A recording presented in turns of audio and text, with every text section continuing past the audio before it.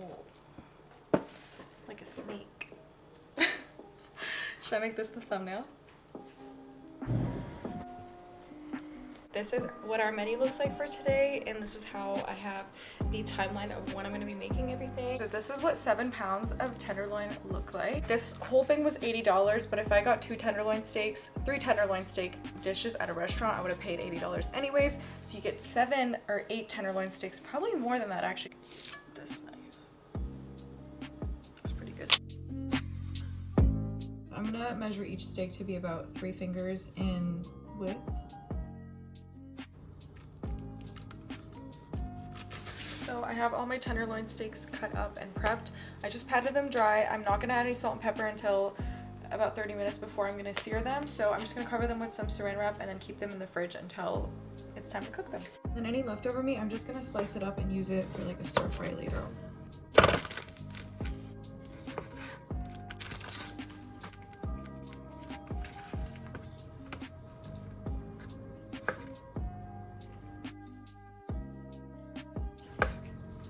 For the buttered chicken, I cut up a bunch of chicken breasts, pat them dry, and then I marinated them in some yogurt, lemon juice, minced garlic, minced ginger, red chili powder, turmeric, ground coriander, and salt and pepper. You can let this marinate for a few hours, 15 minutes, or overnight. Then for the buttered chicken gravy, I cut up a red onion and some tomatoes. These don't need to be finely diced because you're going to blend them at the end anyways. Then in a hot pan, I cooked down the red onions until they were translucent. Then I added in some minced garlic, tomato paste, and a pre-made buttered chicken spice mix.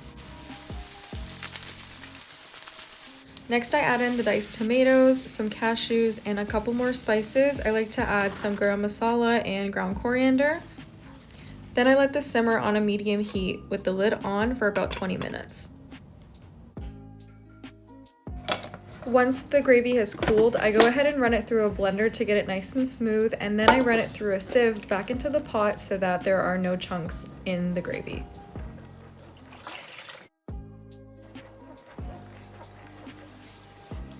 At this point, I bring the gravy up to a boil, and then I add in the marinated chicken breast, and I let that cook all the way through for about 15 to 20 minutes.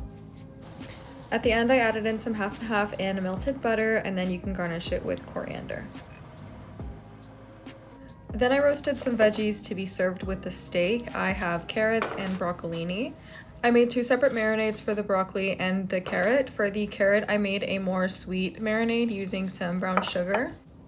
And then for the broccolini, I made a more tangy marinade using some lemon juice. I'll have the exact ingredients for each marinade listed in the description box.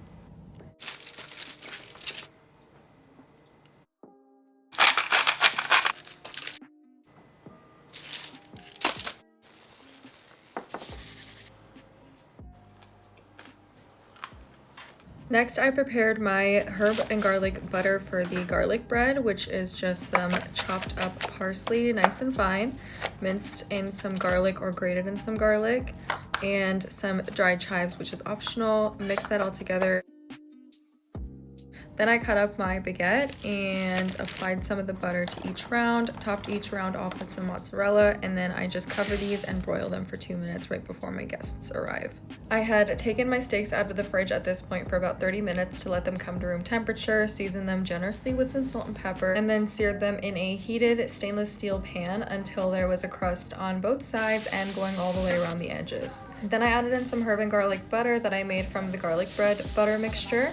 And to cook these the rest of the way, I placed them in the oven for 10 minutes at 405 degrees Fahrenheit.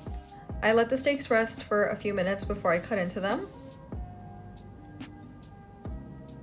Once all my steaks were sliced up, I laid them over the roasted carrots and broccolini and poured some hot steak butter sauce on top.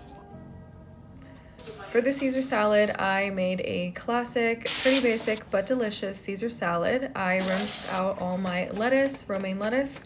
I added in some croutons, store-bought, some fresh pecorino romano, and some Caesar salad dressing, also store-bought. So when I say basic, I mean basic. I did not make that from scratch, and I also did not make this ravioli from scratch. It's okay to get a little bit of help when you're cooking like a 7-course dinner. I cooked up the ravioli and then I took a couple tablespoons of that pasta water and added in some butter and pecorino romano. So this is what all the finished food looked like once it was plated and placed on the table for us to eat. I drizzled some more half and half over the butter chicken right before serving, and for the steak, I wanted to show you guys the way that we actually served it was I like to use this grill when I'm hosting to give like a Korean barbecue style vibe, and it heats up the steak so it's nice and hot for when you eat it.